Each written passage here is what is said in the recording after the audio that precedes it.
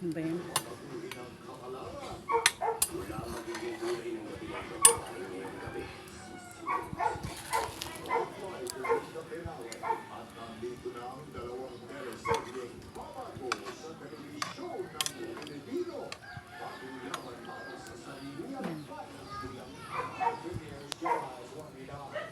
Herbal ko yan.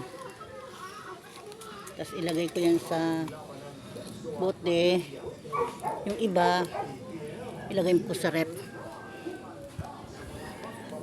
Isahang laga lang para tipid sa kahoy. Tsaka sa pagod. Yan. Siguro ilang araw na din yan na inom. Diyan ko siya nilaga sa kahoy para tipid sa gas. Kasi matagal-tagal na lagaan yan eh. Hindi kasi pwede na agad. Pag kumulo, tanggalin. Kailangan patagalin ng konti. Para ano, para mawala yung mga singaw at saka lason na amoy. Ganyan lang, kasimple. Yan.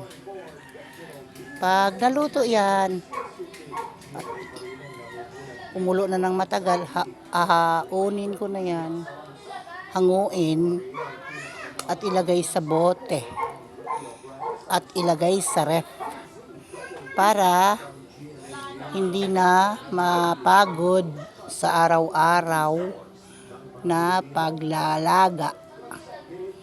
Ganun lang yun. Diba? Ito yung gamot ko sa aking sarili. Matagal na panahon na akong nag-iinom ng samot-saring mga damo o mga herbal.